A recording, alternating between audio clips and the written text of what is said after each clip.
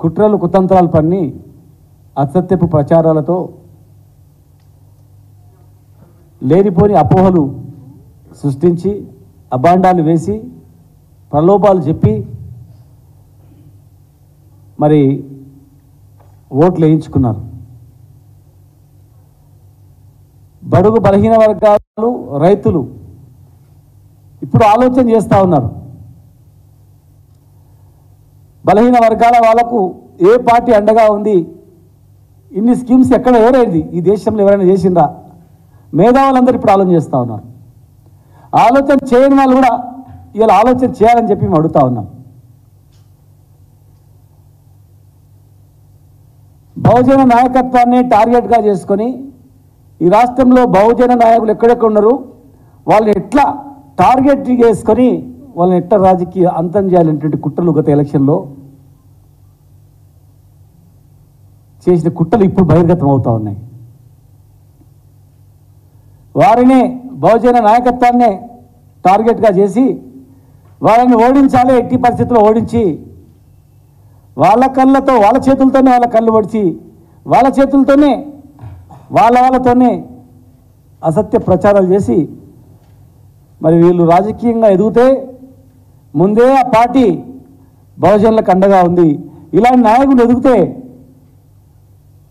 మా మనగడలు సాగవనేటువంటి కొంతమంది నాయకుల వల్ల కొంతమంది నాయకులు మూకుమ్మడిగా రాష్ట్రంలో ఒక వర్గం మూకుమ్మడిగా ఆలోచించి మరి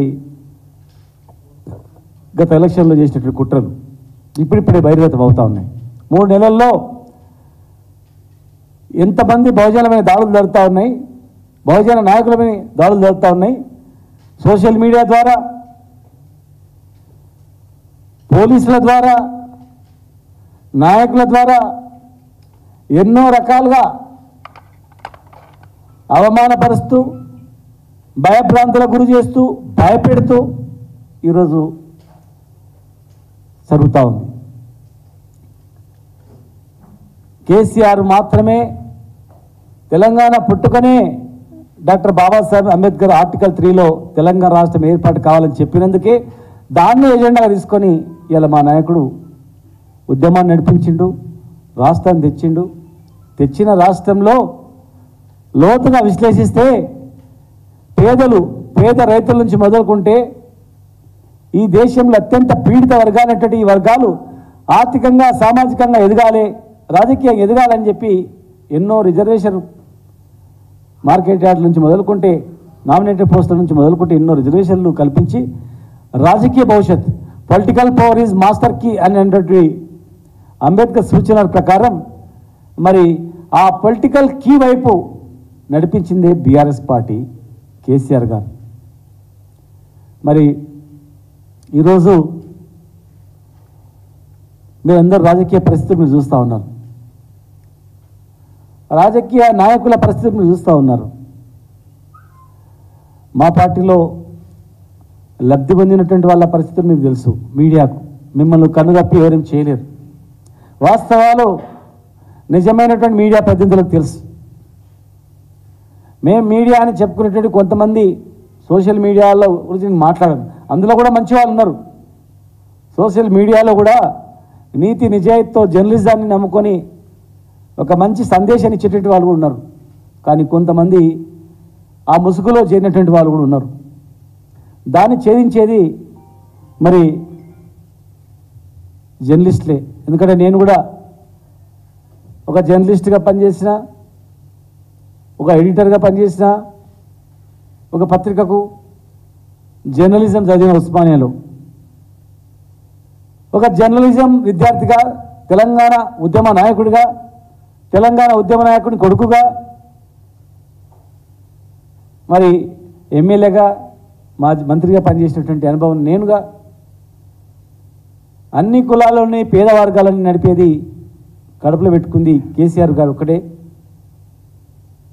ఇలా పక్కన ఉన్నటువంటి మా ఈశ్వరన్న కానీ, మా పక్కన ఉన్నటువంటి మా యాదవన్న కానీ, మేము కానీ, ఇంకా ఎంతోమంది కానీ సిద్ధాంతాలకు కట్టుబడి పార్టీని నమ్ముకొని, నాయకుడిని నమ్ముకొని ఆనాడు ఉద్యమంలో మేము అడుగులు అడిగేసినాం. బెదిరింపులకు భయపడకుండా, ఆనాటి ఆంధ్ర నాయకత్వానికి బెదిరింపులకు భయపడకుండా కొట్లాడినాం.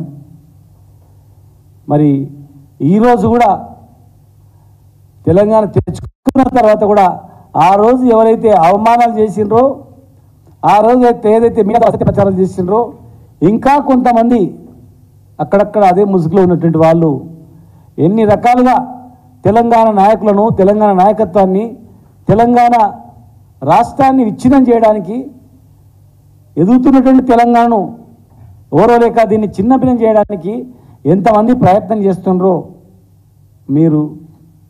మీరుగా ఒకసారి ఆలోచన చేయాలని చెప్పి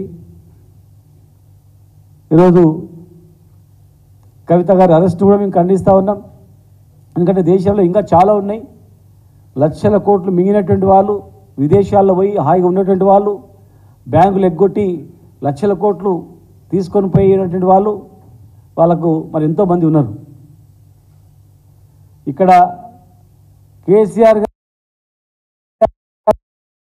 గారిని టార్గెట్ ఇవన్నీ జరుగుతూ ఉన్నాయి. ఒక ఊళ్ళో సోషల్ మీడియాలో పోస్ట్ పెట్టిన వాళ్ళ మీద కేసులు పెట్టడం,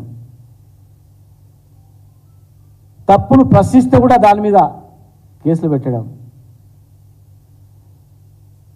వెతికి ఎక్కడెక్కడ ఉన్న అప్లికేషన్స్ అందేసి టార్గెట్ చేసుకోవడం, కేవలం బహుజనుల నాయకత్వాన్ని టార్గెట్ చేసుకోవడం. ఇది తెలంగాణ సమాజం అన్నీ గమనిస్తూ ఉన్నాయి. అధికారంలో వచ్చినంత మాత్రాన భయభ్రాంతులకు గురి చేసి లోపరుచుకోవాలంటే కాదు. ఈ గడ్డ మీద నక్సలైట్ ఉద్యమం పుట్టుకొచ్చింది. ఈ గడ్డ మీద సాయుధ పోరాటం పుట్టుకొచ్చింది. ఈ గడ్డ మీద తెలంగాణ ఉద్యమం పుట్టుకొచ్చింది. ఈ గడ్డ మీద ఏదో ఒక రోజు అతి భయంకరమైనటువంటి మరొక ఉద్యమం ఖచ్చితంగా పుట్టబోతా ఉంది. 100%. ప్రాణాలకు భయపడేటువంటి మనస్తత్వం ఈ గడ్డ మీద ఉండదు. జై తెలంగాణ అనే రైలుకు అడ్డం పోయి ప్రాణాలు అర్పించినటువంటి గడ్డ ఈ గడ్డ. ఒంటి మీద నిప్పంటించుకొని జై తెలంగాణ నినాదంతో చనిపోయినటువంటి గడ్డ ఈ గడ్డ. నువ్వు బతుకుతావనంటే చనిపోయిన వ్యక్తి చనిపోతున్నప్పుడు మళ్ళా పుడితే మళ్ళా తెలంగాణ గురించి వస్తా అని చెప్పినటువంటి గడ్డ ఈ తెలంగాణ. ఒక జర్నలిస్టు భువనగిరి దగ్గర వెహికల్ని స్పీడ్గా తీసుకుంటూ పోయి బస్సు గుద్దుకొని జై తెలంగాణ అని చెప్పి చనిపోయిన గడ్డ ఇది. నక్సలైట్ల పేరుతో పిట్టలను కాల్చినట్ల అడవిలో తీసుకెళ్లి కాలుస్తుంటే కూడా మళ్ళా కొడితే పేదల గురించే నేను బతుకుతా, పేదల గురించే సస్తా అని చెప్పినటువంటి గడ్డ ఇది. సాయుధ పోరాటంలో మహిళలు సైతం భయపడకుండా కొట్లాడి ప్రాణాలు అర్పించిన గడ్డ ఇది. అందరినీ కలుపుకొని పోతేనే, అందరినీ సమానత్వంగా చూస్తేనే ఈ రాజ్యం చల్లగా ఉంటుంది. కానీ పుట్టిన పాపానికి పెరిగిన పాపానికి మనసులో చూసి వీడా వాడా అని చెప్పి అణచివే